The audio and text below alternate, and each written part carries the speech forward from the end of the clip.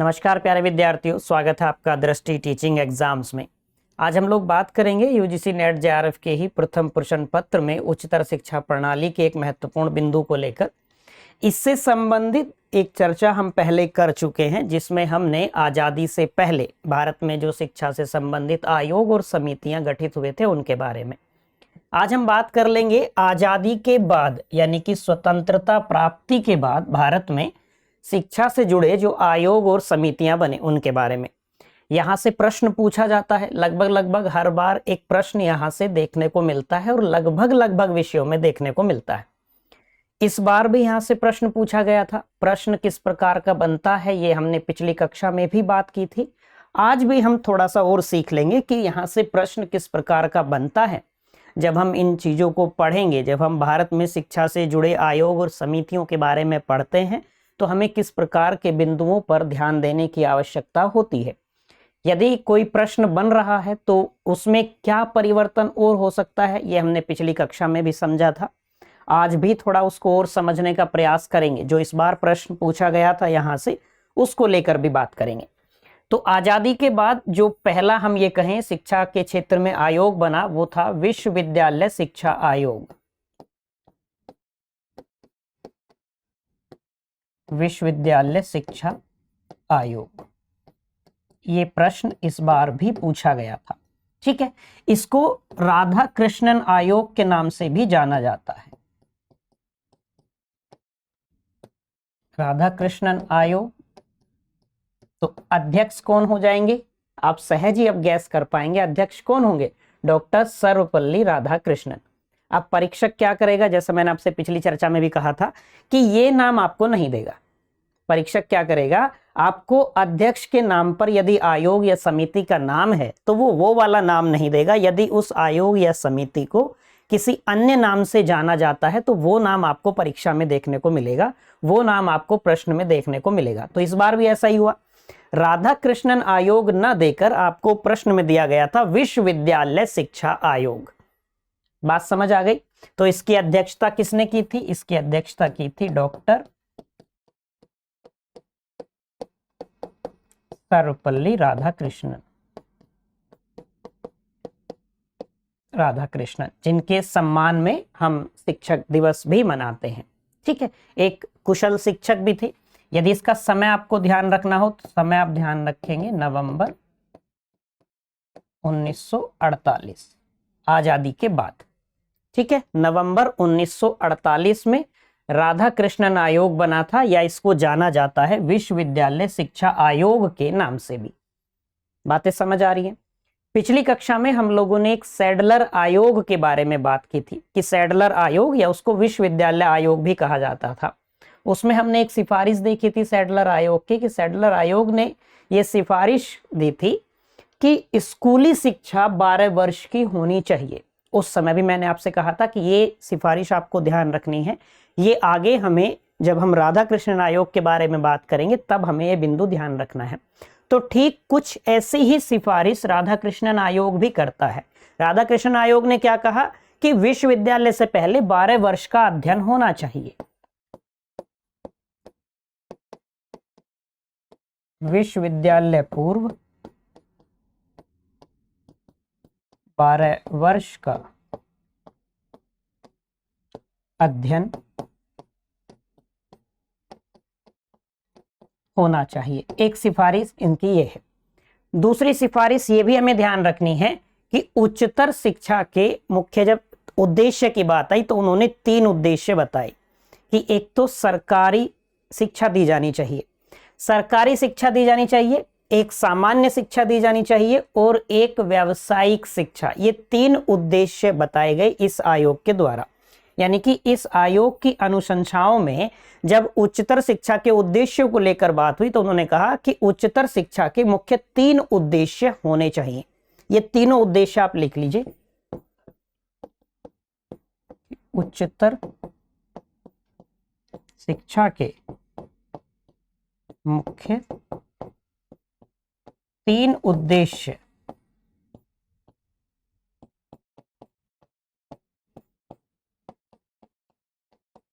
होने चाहिए। कौन कौन से हैं 3 उद्देश्य? एक है सामान्य शिक्षा, सामान्य शिक्षा, दूसरा है सरकारी शिक्षा और तीसरा है व्यावसायिक शिक्षा।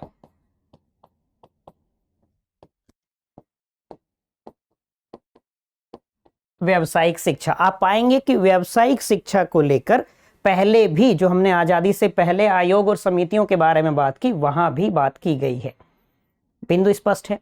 यहां से जुड़ा हुआ एक महत्वपूर्ण बिंदु आपको यूजीसी के संदर्भ में ध्यान रखना है कि विश्वविद्यालयों की देखरेख के लिए पूरी जिम्मेदारी किसके ऊपर हो, इसके लिए एक संस्था होनी चाहिए, इसका काम एक किसी के पास होना चाहिए। तो किसकी अनुशंसा की गई? विश्वविद्यालय अनुदान आयोग एक गठित करने की अनुशंसा की गई। एक बिंदु आपको यह ध्यान रखना है, अब हम इस परीक्षा की तैयारी भी कर रहे हैं तो आप लिख लेंगे एक अनुशंसा क्या थी कि देश में विश्वविद्यालय शिक्षा की देखरेख के लिए देश में विश्वविद्यालय शिक्षा की देखरेख के लिए एक विश्वविद्यालय अनुदान आयोग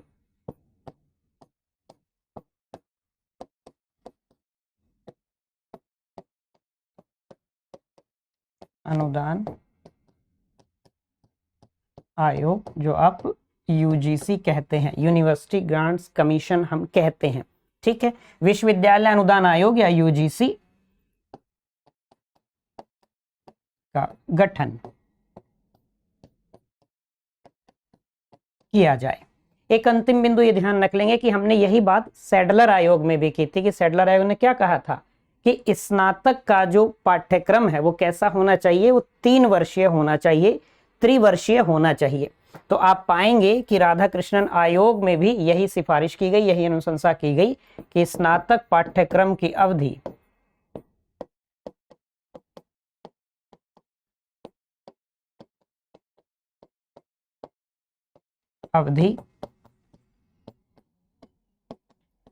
3 वर्ष हो।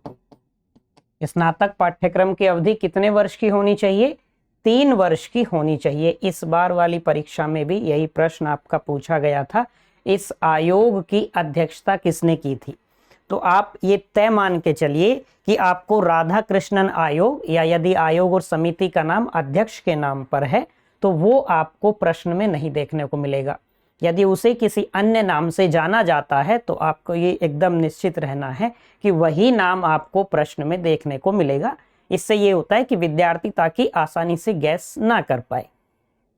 बात समझ पा रहे हैं आप यहां तक कि, यानी कि थोड़ा सा प्रश्न इससे जटिल हो जाता है। यदि विद्यार्थी ने ठीक से रिवीजन किया होगा, ठीक से अभ्यास किया होगा, तभी वो उस प्रश्न का जवाब दे पाएगा। बात आसानी से समझ आ गई होगी। चलिए, आजादी के बाद इससे आगे दूसरे आयोग, एक मुदलियर के बारे में आप जान लीजिए। मुदलियर आयोग,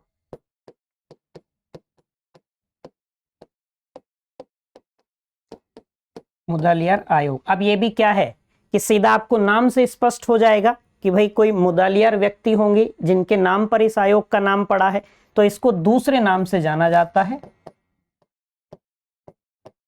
माध्यमिक शिक्षा आयोग।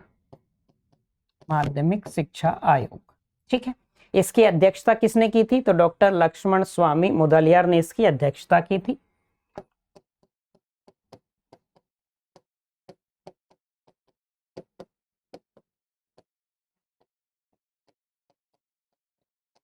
मुदलियार ने इसकी अध्यक्षता की थी और इसका जो समय था वो समय आप ध्यान रख लेंगे, सितंबर 1952, और सितंबर में भी ये 23 तारीख थी। लेकिन आपको केवल वर्ष ध्यान रह जाए कि हम यदि राधाकृष्णन आयोग की बात करेंगे तो 1948 है, यदि मुदलियार आयोग की बात आएगी तो 1952 है। केवल वो समय आपको ध्यान रह जाए। अब ये आयोग क्या सिफारिश करता है? देखो, यहां आपको माध्यमिक शिक्षा आयोग नाम से, इस नाम से भी स्पष्ट हो जाएगा कि ये क्या करेगा। इस आयोग की कुछ सिफारिशें कैसी होंगी जो माध्यमिक शिक्षा से जुड़ी होंगी। इतनी बिंदु आसानी से स्पष्ट हो जाएगा। तो इन्होंने जो अनुशंसाएं की उनमें दो बिंदु बहुत महत्वपूर्ण हैं। एक बिंदु है, आप लिख लेंगे इसको, उच्च तथा उच्चतर माध्यमिक, उच्च तथा उच्चतर माध्यमिक स्तर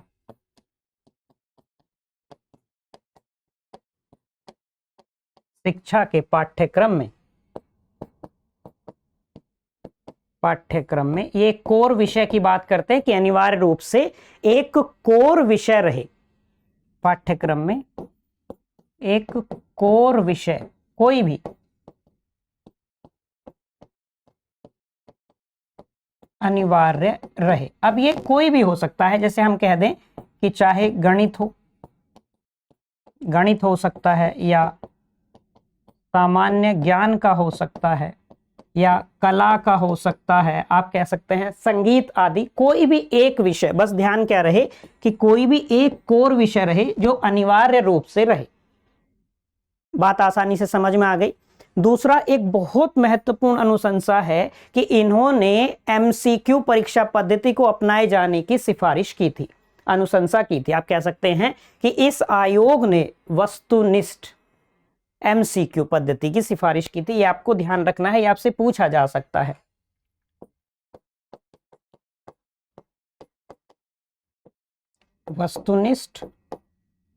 वस्तुनिष्ठ परीक्षा पद्धति को अपनाया जाए,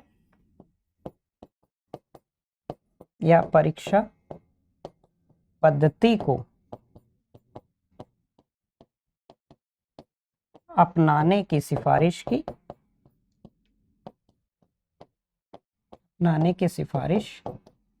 ये बात ध्यान रखनी है। दूसरा एक ये बात करते हैं कि बहुउद्देशीय विद्यालय स्थापित किए जाएं, और इन्होंने कहा कि जो 12वीं कक्षा है उस 12वीं कक्षा को विश्वविद्यालयों से जोड़ दिया जाए, और जो विद्यालय हैं वो बहुउद्देशीय विद्यालय, मल्टीपर्पज स्कूल्स इस्टेब्लिश किए जाएं, बहुउद्देशीय विद्यालय स्थापित किए जाएं, और जो 12वीं कक्षा है उस 12वीं कक्षा को विश्वविद्यालयों से जोड़ दिया जाए।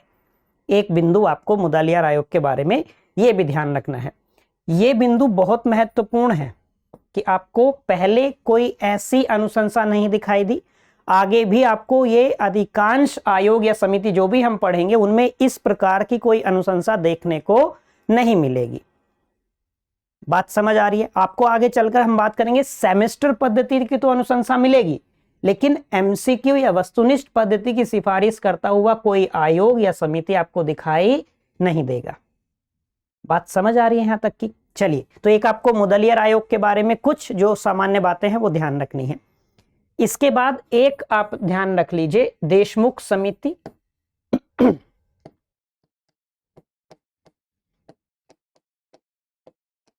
देशमुख समिति, अब ये क्या है? नाम से एकदम स्पष्ट हो जाएगा कि कोई देशमुख नाम के व्यक्ति होंगे। तो इसको दूसरे नाम से भी जाना जाता है, राष्ट्रीय महिला शिक्षा समिति। राष्ट्रीय महिला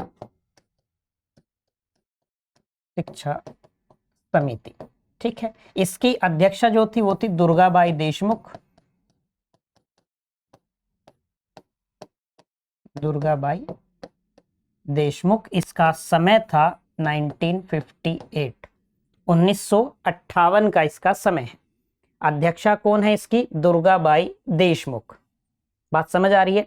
ये भी आपकी परीक्षा में पूछा जा चुका है। एक ये पूछा जा चुका है कि इसके बाद हम बात करेंगे हंसा मेहता समिति के बारे में, वो भी पूछा जा चुका है। बात समझ आई यहां तक की? तो अब इस समिति की क्या सिफारिश है उनको आप ध्यान रखिए, नाम ध्यान रखेंगे, राष्ट्रीय महिला शिक्षा समिति। तो आप सहज ही क्या कहेंगे कि यानी कि ये बालिकाओं की शिक्षा के बारे में कोई सिफारिश करेगी समिति। तो वो अनुशंसा आप इसकी लिख लीजिए। इस समिति ने अपनी रिपोर्ट में क्या कहा? एक तो माध्यमिक स्तर पर ये कोएड की सिफारिश करते हैं कि माध्यमिक स्तर पर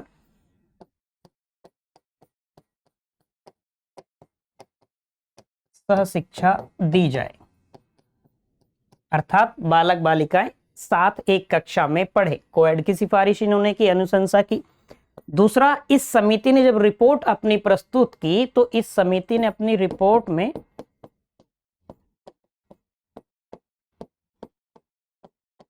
इस समिति ने अपनी रिपोर्ट में बालक और बालिकाओं की शिक्षा में समानता लाने की बात की। शिक्षा में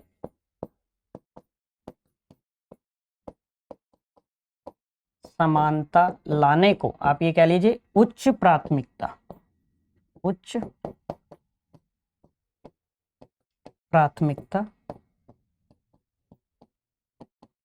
दिए जाने की सिफारिश की या अनुशंसा की।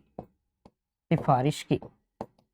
बिंदु स्पष्ट है? यानी कि बॉयज और गर्ल्स की शिक्षा में समानता लाने को इन्होंने हाई प्रायोरिटी पर रखा, वो अनुशंसा की। दूसरा आपको एक ध्यान रखना है सहशिक्षा वाली बात समझ आ गई। हालांकि जब यहां से प्रश्न बना था तब भी अध्यक्ष को लेकर ही पूछा गया था कि राष्ट्रीय महिला शिक्षा समिति की अध्यक्षता किसने की थी। बात समझ आ रही है यहां तक कि हंसा मेहता समिति के बारे में भी अध्यक्ष का नाम ही आपसे पूछा गया था, तो अध्यक्ष के नाम को लेकर ध्यान में रखना है। लेकिन ऐसा नहीं है कि हमेशा केवल अध्यक्ष या अध्यक्षा का नाम ही आपसे पूछा जाए। मैंने पहले भी आपसे कहा था कि यहां से सूची वाला प्रश्न भी बन सकता है। दूसरी बात, ये जरूरी नहीं है कि सूची जो आपको मिलान करने के लिए दी जाए उसमें हमेशा अध्यक्ष और अध्यक्षा का नाम रहे। ऐसा हो सकता है कि उसमें समय दे दिया जाए या आपको क्रम लगाने के लिए दे दिया जाए कि स्वातंत्रोत्तर भारत में शिक्षा से जुड़े प्रमुख आयोग और समितियों का आरोही क्रम क्या है या अवरोही क्रम क्या है। आपसे पूछा जा सकता है या आपसे पूछा जाता है कि सही क्रम में लगाइए। बिंदु स्पष्ट हुआ होगा यहां तक का। चलिए अगला आयोग के बारे में बात कर लेते हैं। हंसा मेहता समिति जिसकी बात हमने की अभी, हंसा मेहता समिति। अब एकदम नाम से स्पष्ट हो जाएगा अध्यक्षा कौन है इसकी, हंसा मेहता। हंसा मेहता, समय इसका 1962। ठीक है। अब ये भी क्या कर, इस समिति ने भी क्या किया, इस समिति ने भी समानता को लेकर बात की। इन्होंने कहा कि लिंग भेद के आधार पर, अर्थात पाठ्यक्रम जब बनाया जाए तो पाठ्यक्रम के निर्माण में किसी भी प्रकार का कोई लिंग भेद ना हो। ठीक है, यानी कि लड़के और लड़कियों के लिए अलग पाठ्यक्रम नहीं होना चाहिए। बात समझ आ गई। तो इस समिति की क्या एक अनुशंसा रही कि लिंग भेद के आधार पर पाठ्यक्रम ना बनाए जाएं।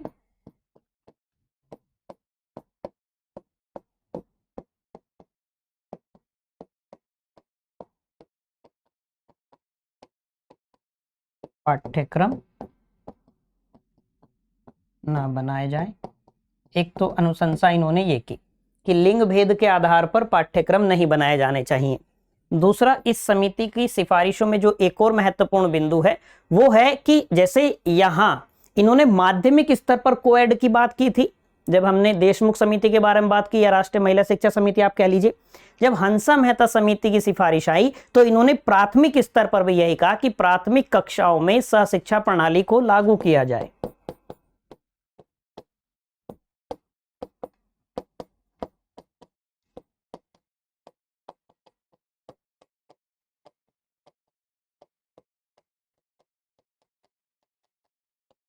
प्रणाली को लागू किया जाए। देखिए, यदि कोई समिति ऐसी है, यदि दो समिति या दो से अधिक कोई समिति या आयोग ऐसे हैं जो एक प्रकार की अनुशंसा कर रहे हैं, तो कोई अंतर परीक्षक ढूंढ लेगा उसमें। ठीक है, और सामान्य तो होता भी है, तो वो ऐसा बिंदु हो जाता है जो परीक्षक के लिए पसंदीदा हो जाएगा प्रश्न बनाने के लिए, क्योंकि यहां क्या होगा, विद्यार्थियों में एक भ्रम की स्थिति उत्पन्न हो जाएगी। अब जैसे यहां देखा गया कि हम देशमुख समिति की बात करें तो देशमुख समिति माध्यमिक स्तर पर बात कर रही है कि माध्यमिक स्तर पर कोएड लागू किया जाए, जबकि हंसा मेहता समिति क्या कह रही है, हंसा मेहता समिति की सिफारिश है कि प्राथमिक कक्षाओं में भी लागू किया जाए। बिंदु स्पष्ट है। एक आपको ध्यान रखना है इस समिति की सिफारिशों में कि महिलाओं के लिए व्यावसायिक शिक्षा की बात करती है।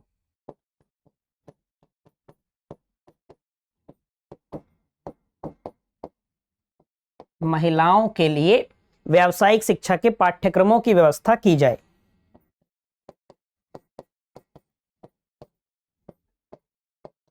व्यावसायिक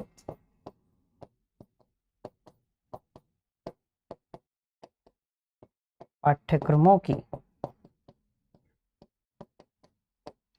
व्यवस्था की जाए। थोड़ा सरल प्रश्न बनता है, लेकिन यदि यहां से परीक्षक चाहे तो जटिल प्रश्न बना सकता है। वो आपको किसी एक आयोग को लेकर, किसी एक समिति को लेकर वहां से दो कथन बना सकता है कि निम्नलिखित में से कौन सी, या निम्नलिखित कथनों में से कौन सी सिफारिश या अनुशंसा इस आयोग ने, जो भी आयोग का नाम आपको परीक्षा में दिया जाए, इस आयोग द्वारा की गई थी। तब थोड़ा सा प्रश्न क्या होगा, जटिल हो जाएगा। लेकिन अभी तक हम देख रहे हैं अध्यक्ष और अध्यक्षा को लेकर आपसे प्रश्न पूछा जा रहा है, समय को लेकर भी प्रश्न आपसे बन सकता है। अभी तक यहां से प्रश्न सीधा स्ट्रेट फॉरवर्ड देखने को मिल रहा है कि 4 विकल्प हैं, अध्यक्ष के नाम दिए गए हैं। लेकिन इस प्रश्न को थोड़ा सा परीक्षक भी क्या कर सकता है कि विद्यार्थी का उसमें समय अधिक लग जाए, इसलिए क्या हो सकता है, सूची वाला प्रश्न बन सकता है। समय को दे सकता है या तो एक सूची में, या अध्यक्ष या अध्यक्षा का नाम आपको एक सूची में दिया जा सकता है। बात समझ पा रहे हैं? यदि हम ये देखें कि कभी बहुत डिफिकल्ट प्रश्न भी यहां से बना, जटिलतम प्रश्न यहां से बना, तो उसकी 2 प्रकार से वो बन सकता है। प्रकृति क्या होगी, या तो एक आयोग या समिति आपको दी और वहां से 2 कथन बना दिए, या ऐसा कर सकता है परीक्षक कि एक तरफ आयोग दिए हैं एक सूची में और दूसरी सूची में अनुशंसाएं दी गई हों। तो ये जो हम बिंदु 2-3 बिंदु हर आयोग समिति के संदर्भ में नोट कर रहे हैं, फिर ये काम आएंगे आपके। बात समझ आ रही है? फिर एक सूची का दूसरी सूची से मिलान करना होगा कि ए का क्या है, बी का क्या है, सी का क्या है और डी का क्या है। बात आसानी से समझ आई होगी हंसा मेहता समिति के बारे में। तो इन्होंने एक तो प्राथमिक स्तर पर भी सह शिक्षा की बात की है, महिलाओं के लिए व्यावसायिक शिक्षा के पाठ्यक्रमों की व्यवस्था की जाए, ये बात की है। लिंग भेद के आधार पर पाठ्यक्रम का निर्माण नहीं किया जाना चाहिए, ये बात इन्होंने की है। दूसरी बात इन्होंने कहा कि एक तो सह शिक्षा वाली बात तो है ही, लेकिन इसके अलावा भी इन्होंने कहा कि माध्यमिक एवं उच्च माध्यमिक स्तर पर कुछ संस्थाएं ऐसी होनी चाहिए जो बालिकाओं के लिए अलग से स्थापित की जाए, जो बालिकाओं की शिक्षा के लिए अलग से स्थापित की जाए। बात समझ आ रही है? ये 3 बिंदु ऐसे हैं जो आपको ध्यान रखने हैं, बेहद महत्वपूर्ण है। बात समझ में आई होगी यहां तक की? चलिए आगे आप जान लीजिए भक्त वत्सलम समिति के बारे में।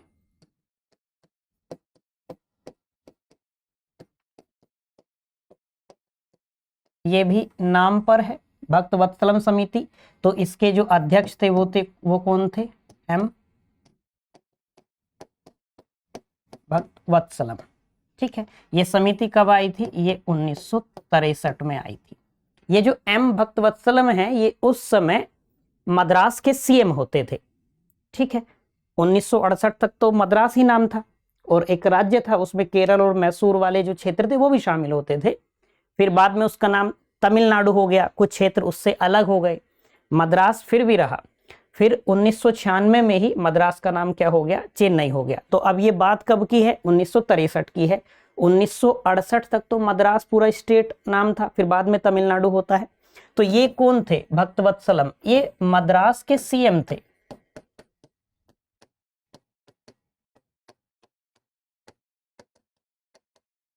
मद्रास के मुख्यमंत्री थे। ठीक है, ये समिति इसलिए थोड़ी अलग है, काफी दूसरी समिति आयोग से आपको अलग इसकी देखने को मिलेगी, इसकी विशेषताएं। उसका कारण यह है कि एक तो सीएम है, इसके जो अध्यक्ष हैं एक तो सीएम है, उनकी अध्यक्षता में ये समिति आई है। दूसरी बात यह है कि ये अपने प्रकार की एक पहली अनूठी एक समिति ऐसी बनी जिसमें पब्लिक सपोर्ट की मांग की गई, जिसमें जनता से भी समर्थन अपेक्षित था, जनता से भी समर्थन मांगा गया था। तो इस समिति की जो अनुशंसाएं थी, एक तो ये महिलाओं के क्षेत्र में काफी इन्होंने कार्य करने को लेकर अनुशंसाएं प्रस्तुत की थी। आप ये कह लीजिए कि इस समिति का मुख्य उद्देश्य ही ये था कि स्त्री शिक्षा के क्षेत्र में अद्वितीय कार्य किए जाएं और स्त्री शिक्षा के क्षेत्र में अधिक विकास के लिए जो संसाधन उपलब्ध हैं, जो भी संसाधन उपलब्ध हैं, उन संसाधनों का ही प्रयोग किया जाए। यानी कि जो हम कहते हैं कि उपलब्ध संसाधनों का कुशलतम प्रयोग, या आप ये कह लीजिए उपलब्ध संसाधनों का पता लगाना है और उनका कुशलतम उपयोग करना है, जितना संभव हो यथासंभव प्रयोग करना है। साथ ही साथ जन सहयोग वाली बात जो मैंने की, वो इस समिति में आपको, ये अनूठी एक समिति ऐसी है जिसमें आपको इस प्रकार की चीज देखने को मिलेगी। ठीक है, कि इस समिति की सिफारिश में आप ये लिख लीजिएगा, इसका मुख्य उद्देश्य ही आप पहले लिख लीजिए कि इस समिति का मुख्य उद्देश्य, इस समिति का मुख्य उद्देश्य स्त्री शिक्षा के क्षेत्र में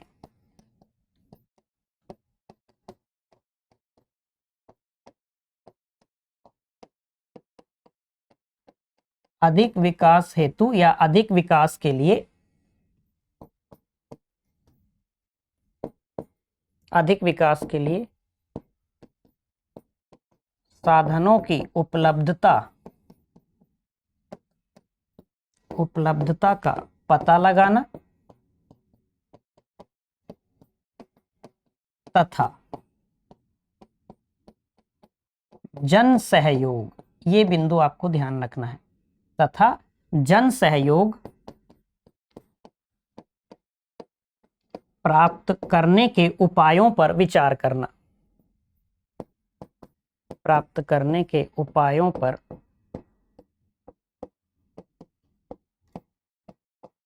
विचार करना था। ये समिति का मुख्य उद्देश्य ही था। बिंदु स्पष्ट हुआ। अब ये समिति कुछ सिफारिश करती है स्त्री शिक्षा के क्षेत्र में ही। ये जो अध्यापिकाएं हैं उनके संदर्भ में भी कुछ सिफारिशें करती है ये समिति। जैसे एक बात तो आप ध्यान रख लेंगे कि जो महिला अध्यापिकाएं हैं,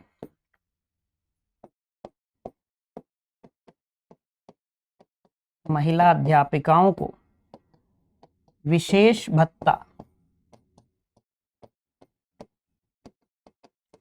भत्ता देने की सिफारिश। दूसरा, आवास के पास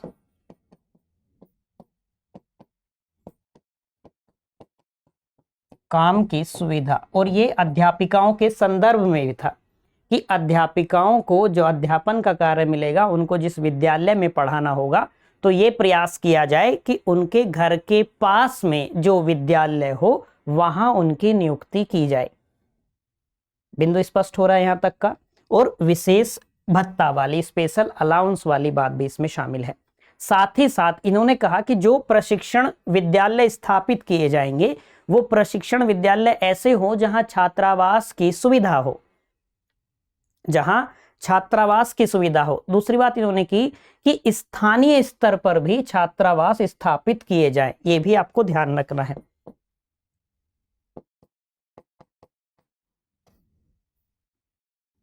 एक तो आपको ये ध्यान रखना है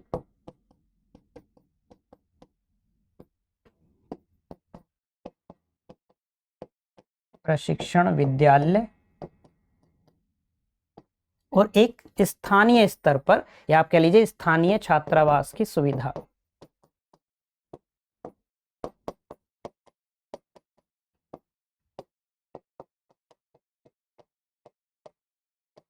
स्थानीय छात्रावास की सुविधा, ठीक है। इसमें आपको ये बिंदु एकदम से ध्यान रहना चाहिए। बात समझ आ गई यहां तक की? इतना बिंदु स्पष्ट हुआ होगा। ये भक्त वत्सलम समिति के बारे में है। एक आप जान लीजिए दौलत सिंह कोठारी की अध्यक्षता में जो आयोग बनता है उसके बारे में, ये महत्वपूर्ण है। और दौलत सिंह कोठारी का नाम आपसे पूछा जा चुका है, आपने कई बार पढ़ा होगा। यदि आप अखबार पढ़ते होंगे तो आपको कोठारी आयोग का नाम दिखाई देता होगा।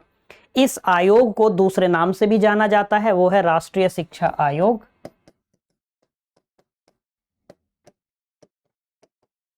राष्ट्रीय शिक्षा आयोग, अध्यक्षता किसने की थी? डॉक्टर दौलत सिंह कोठारी। समय था 1964 का, 1964 का समय था।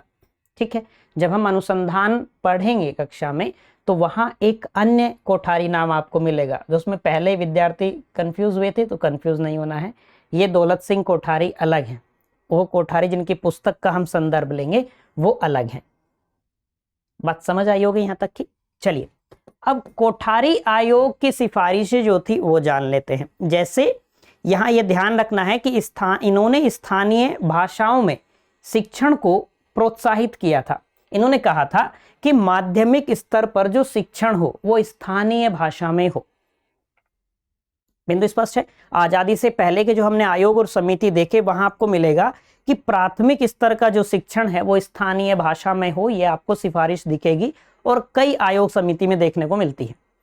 लेकिन कोठारी आयोग क्या कह रहा है, माध्यमिक स्तर पर जो शिक्षण कार्य हो वो स्थानीय भाषा में होना चाहिए, ये आपको ध्यान रखना है।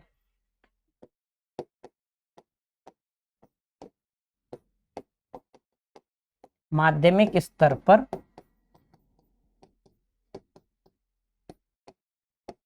स्थानीय भाषा रीजनल लैंग्वेज में शिक्षण को प्रोत्साहन दिया जाए। बिंदु स्पष्ट हुआ होगा। ये माध्यमिक स्तर पर भी रीजनल लैंग्वेज में बात करते हैं। बात समझ आ गई यहां तक की। अच्छा, अब इन्होंने एक बालक बालिकाओं के संदर्भ में एक सिफारिश की कि उन्हें सामान्य पाठ्यक्रम के जरिए ही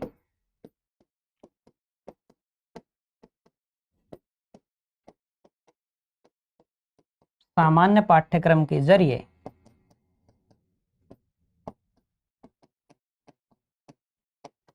बालक बालिकाओं को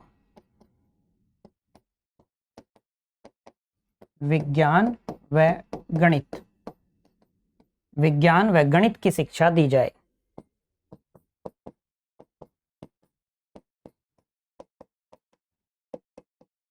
विज्ञान व गणित की शिक्षा दी जाए। बात समझ पाए। एक इन्होंने सार्वजनिक शिक्षा के संदर्भ में बात की थी कि सामूहिक विद्यालय प्रणाली का विकास होना चाहिए। सामूहिक विद्यालय होने चाहिए जहां सभी समुदाय के जो विद्यार्थी हैं, सभी समुदाय के जो बालक हैं वो एक साथ पढ़ सकें। ठीक है, परीक्षा के दृष्टिकोण से याद रखने वाली ये दो बातें हैं, ये आपको ध्यान रखनी है। बात समझ में आई होगी यहां तक कि ये आपको ध्यान रखनी है। बिंदु स्पष्ट हुआ होगा। एक अंतिम आप ध्यान रख लीजिए जो बहुत महत्वपूर्ण है, वो है आचार्य राममूर्ति समिति।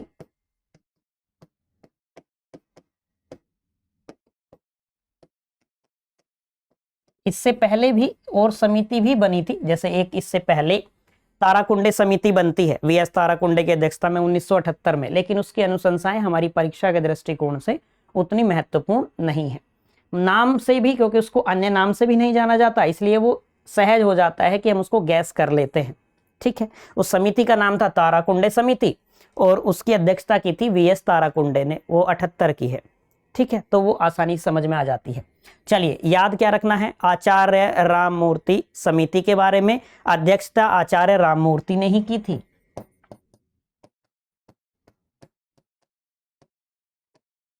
राममूर्ति ये 1990 की है और 1990 में भी मई 1990, और मई में भी अगर आपको तारीख ध्यान रखनी होगी तो 7 मई 1990। ठीक है, ये महत्वपूर्ण इसलिए है क्योंकि इससे पहले राष्ट्रीय शिक्षा नीति आ चुकी थी 1986 वाली, जिसके बाद अब हम 2020 में नई राष्ट्रीय शिक्षा नीति देखते हैं। तो जो 1986 में राष्ट्रीय शिक्षा नीति आई थी, ये इस समिति का गठन उसकी समीक्षा करने के लिए किया गया था। ये बिंदु की वजह से, इस बिंदु की वजह से इस समिति को ध्यान रखना आवश्यक हो जाता है। तो आप क्या लिख लेंगे,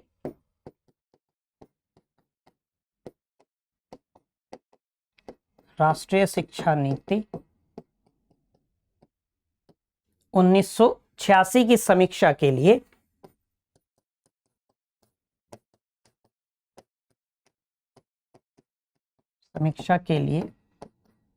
इसका गठन किया गया।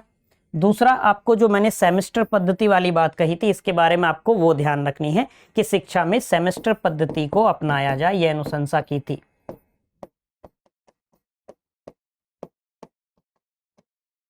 सेमेस्टर पद्धति को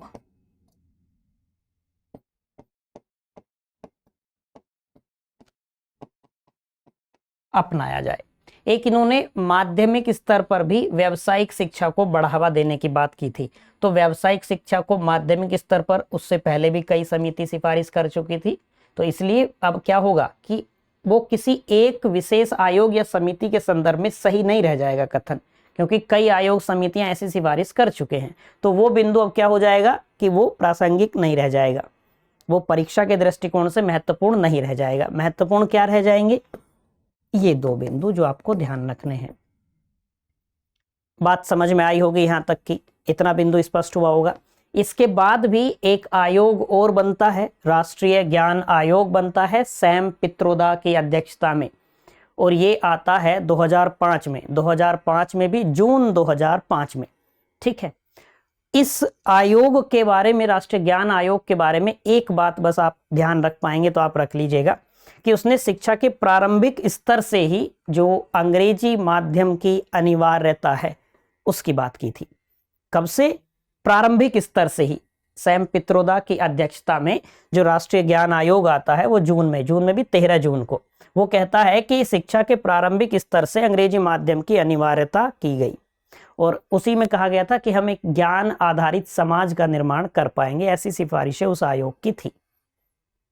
बिंदु स्पष्ट हुआ होगा यहां तक का। तो ये आजादी के बाद हम बात करें, स्वतंत्रता प्राप्ति के बाद 1947 के बाद जो शिक्षा के क्षेत्र से जुड़े हुए महत्वपूर्ण आयोग और समितियां थी उनके बारे में। आजादी से पहले के जो महत्वपूर्ण आयोग और समितियां शिक्षा से जुड़े उनके बारे में हमने पिछली कक्षा में चर्चा कर ली थी। आज हो गई सारी चर्चा ये आजादी के बाद।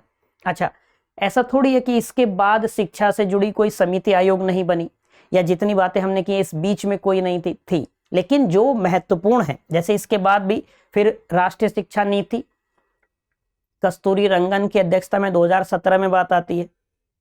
लेकिन अब जहां तक की चीजें महत्वपूर्ण हैं वो हमें ध्यान रखनी है।